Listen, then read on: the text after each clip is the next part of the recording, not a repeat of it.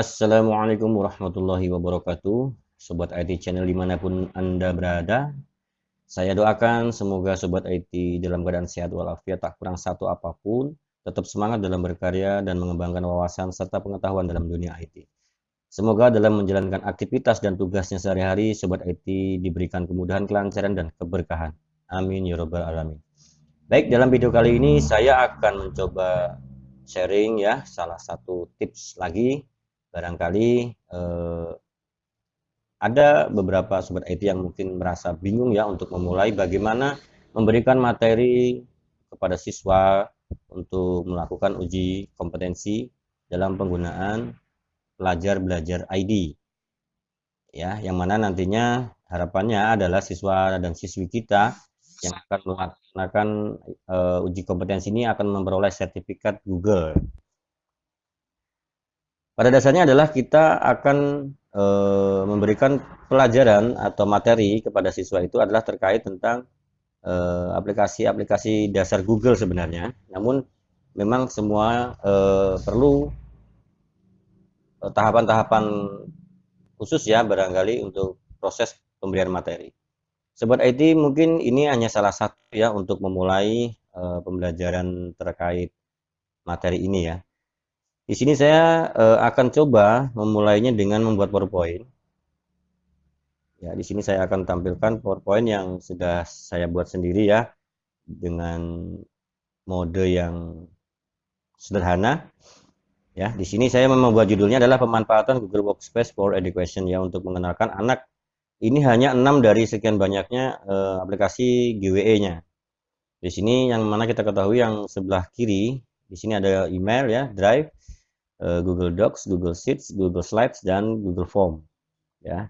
Jadi mungkin kita bisa mulai bertahap ya dengan mengenalkan 6 aplikasi dasar ini terlebih dahulu. Karena ini yang menurut saya akan sering ya kita mengoperasikannya nantinya. Kemudian kita awali dengan pengenalan akun terlebih dahulu ya, seperti itu ya. Jadi kita memberikan wawasan terkait akun yang kita miliki. Bahwasanya kalau kita di sekolah itu disediakan atau difasilitasi oleh kementerian ya, itu kita mendapatkan akun belajar ID. Yang mana untuk siswa, untuk kepala sekolah, guru maupun tenaga administrasi atau tenaga kependidikan itu memiliki akun ya, akun belajar ID. Kemudian jelaskan saja apa kelebihannya, kemudian perbedaannya apa dengan akun Gmail biasa ya terkait hal ini gitu kan. Nah, kemudian jelaskan hal yang mendasar saja ya, bahwasanya untuk menggunakan Chromebook gitu kan, kita harus membukanya menggunakan akun belajar ID gitu kan. Yang didapat oleh admin ya, yang mengelola akun itu adalah admin. Admin di sini adalah selain guru ya. Selain guru, di sini bisa saja kepala sekolah atau tenaga pendidikan yang lain. Bisa jadi operator, bisa jadi penjaga sekolah gitu ya. Yang penting atau yang pasti selain pendidik. Nah, itu biasanya akunnya berdomainnya adalah admin. Dan si admin inilah yang nantinya yang bisa melakukan organisasi terhadap akunnya, secara manajemennya, meriset dan sebagainya, mengajukan gitu ya. Nah, di sini saya mencoba memulainya dengan menjelaskan bahwa akun itu ya, akun belajar itu terdiri dari dua komponen. Itu saja dulu ya. Kita pengenalan paling mendasar dulu bahwa yang namanya akun itu terdiri dari dua, yaitu nama akunnya dan password. Nah, dalam materi pelajar belajar ID di sana sudah dijelaskan ya pokok-pokok materi apa yang akan kita sampaikan sebenarnya. Nah, di sini kita mencontohkannya untuk nama akun misalkan ya. Ini kan karena untuk siswa, maka di sini saya mencontohkannya namaku 123@sd.belajar.id. Nah, itu nama akun ya. Jadi kita pengenalan paling mendasar bahwa itu adalah nama akun. Selanjutnya mereka punya password gitu kan. Nah, sampaikan juga bagaimana mengelola password yang baik, yang tangguh ya. Ada di situ di materi pelajar belajar ID itu bagaimana berinternet ya, berselancar dengan eh, menggunakan internet yang tangguh gitu.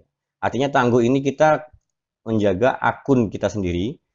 Salah satunya di sana dijelaskan bagaimana atau syarat apa untuk password itu yang baik, yang kuat gitu ya. Nah, syarat password yang kuat biasanya terdiri dari minimal 8 karakter. Kemudian ada huruf kapital, ada huruf kecil, kemudian ada karakter, kemudian ada angka. Nah, di sini saya mencontohkan ada huruf kapital ya. Di sini lebih 8 sudah ya. Di sini ada 9 ya. 9 ya.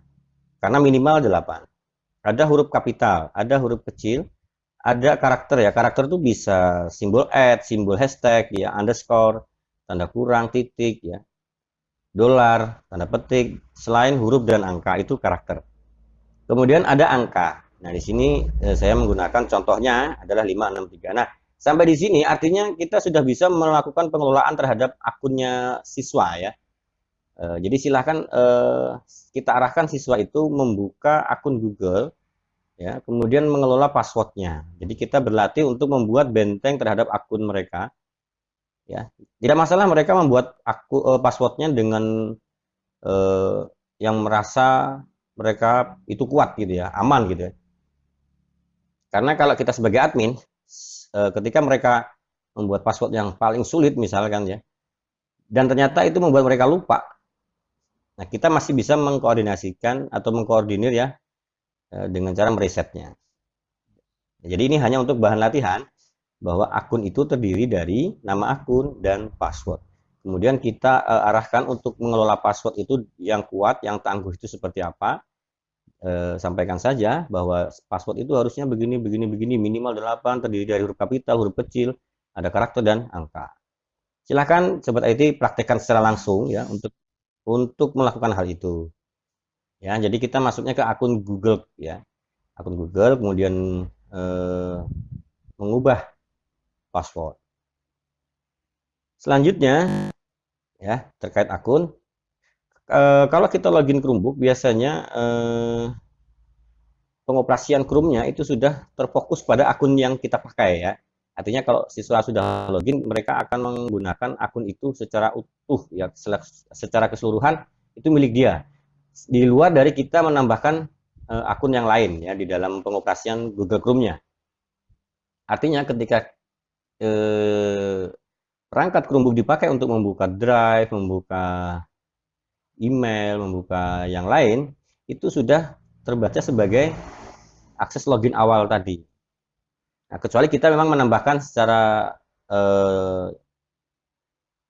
ini ya di dalamnya lagi, di dalam Chrome itu menambahkan akun, nah itu sudah beda lagi ya ranahnya. Jadi kita yang mendasar saja, tidak yang mengembang dulu. Nah, selanjutnya setelah kita mengenal dasar akun itu, nah kita coba mempraktikkan ya di sini ya. Waktu mereka login. Nah, di sini login ya. Di sini agak flashback sebenarnya ya. Kalau di materi sebelumnya kan tadi mereka mengubah password ya. Tapi di sini kita dari awal lagi ya. Kita menjelaskan bagaimana login menggunakan akun itu ketika menggunakan Chromebook.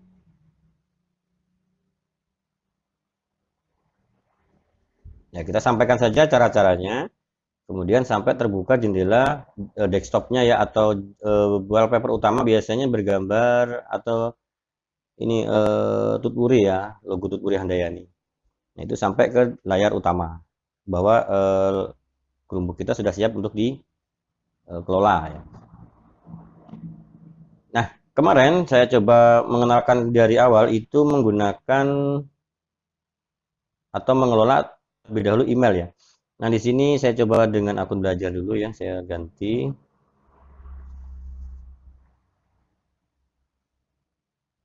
Nah, di sini sudah akun belajar saya ya. Kita mengenalkannya melalui fitur ini saja. Ya, bahwa semua GWE-nya atau aplikasi dasarnya itu di sini ya. Nah, saya mulainya dari email ya, dari Gmail ini.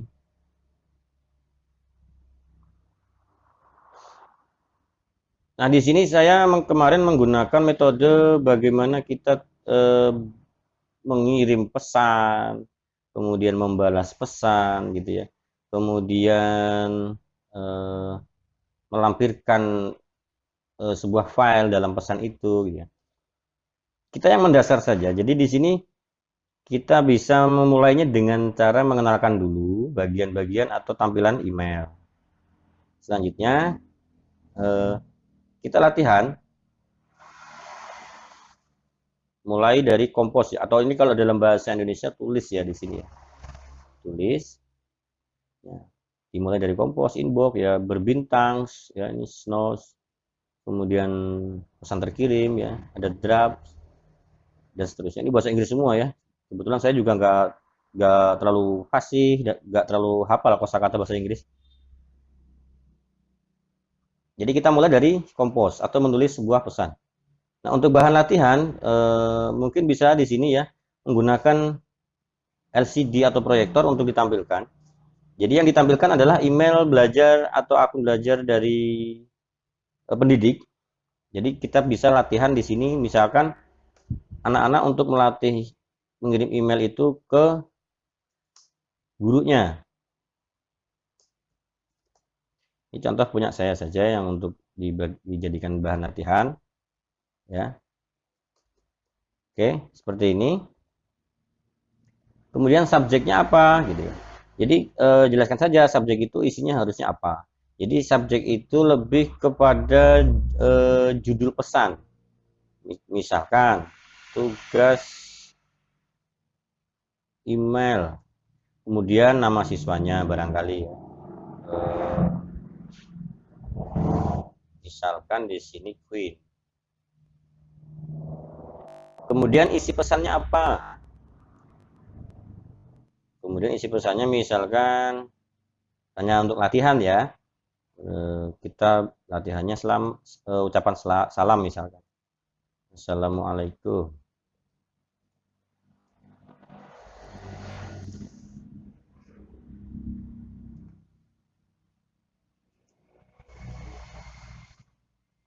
Nah, sekali lagi ini hanya untuk bahan latihan. Artinya kita menyampaikan bahwa di sini atau di isian pertama yang kalau dalam bahasa Indonesia ini kepada ya kalau tidak salah tuh ini kepada ini adalah email ya, email tujuan. Nah, ini yang perlu kita tekankan bahwa to itu adalah email tujuan, email yang akan kita kirim pesan emailnya. Kemudian subjek itu adalah judul dari pesan kita apa. Sehingga nanti ketika diterima oleh si penerima, pesan yang masuk itu seperti ini tampilannya. Jadi sudah bisa diidentifikasi lebih cepat bahwa ini adalah email dari si A, si B, si C. Baru ketika si penerima ingin membuka, isinya adalah seperti ini. Kemudian sampai kepada bagian pengiriman ya atau di send di sini. Lalu kirim. Ya, jadi sampai dia mengirim. Nah, lakukan ini kepada rekan yang lain. Jadi mereka bertukar akun, kemudian mereka mengirimkan pesan ke sesama rekannya. Kemudian mereka membalas pesan tersebut gitu ya.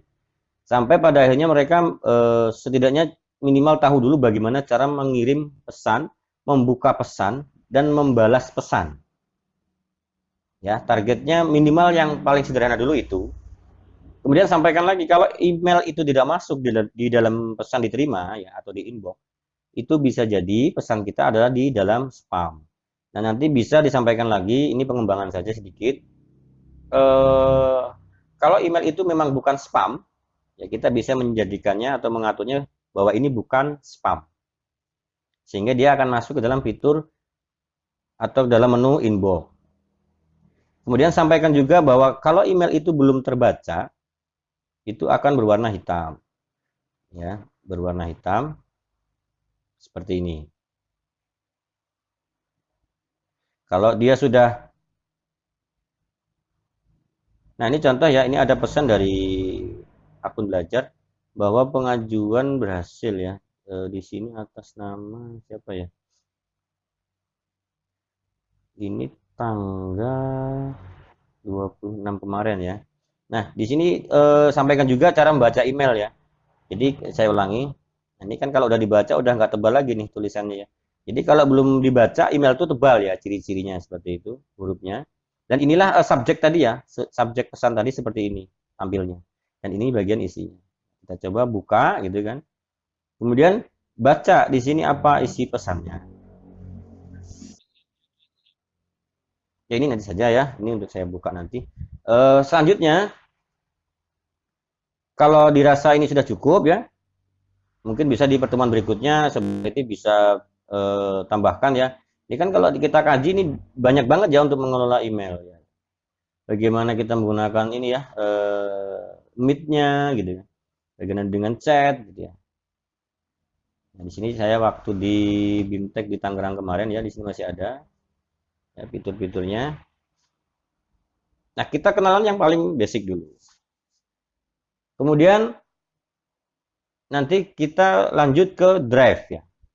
Jadi email mungkin cukup sampai di sini. Kita lanjut dulu ke Drive. Nanti pertemuan berikutnya kita coba kaji ulang lagi email dengan menambah fitur lain. Misalkan cara menghapus begitu ya, cara menghapus di sini. Kemudian menandai yang belum dibaca dan seterusnya.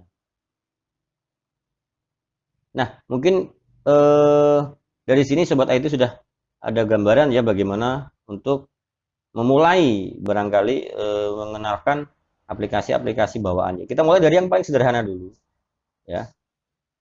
Saya sendiri juga masih belajar, jadi saya mulailah dari yang sederhana ini. Jadi nanti kemudian berikutnya kita bisa melakukan penambahan atau materi berikutnya.